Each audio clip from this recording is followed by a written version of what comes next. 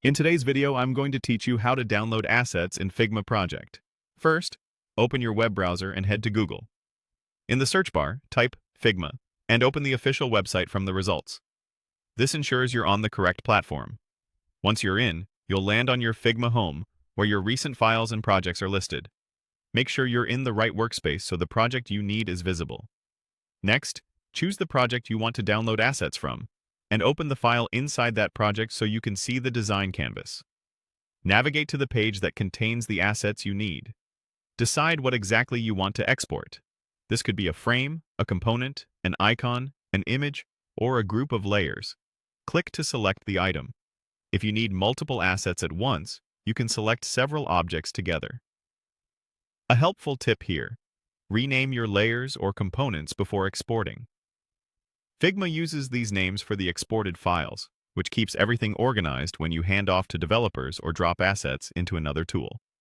With your selection ready, look to the right-hand sidebar and find the Export section. Click it to expand. Here, you'll set the format and size. Choose PNG if you need a transparent background or crisp UI elements, JPG for photos or when file size matters, SVG for infinitely scalable vector graphics, and PDF for print or document-style handoffs. Set your scale: 1x for actual size, 2x or 3x if you need high-resolution outputs for Retina displays.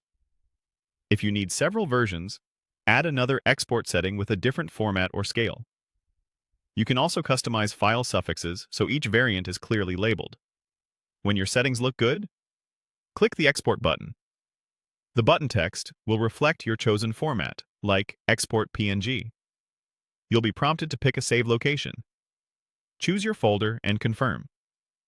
If you selected multiple items, each will export as a separate file using the layer names.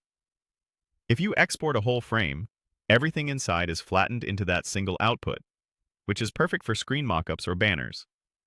If you don't see the export section, double-check that something is selected on the canvas. Also confirm you have the right permissions to view and export.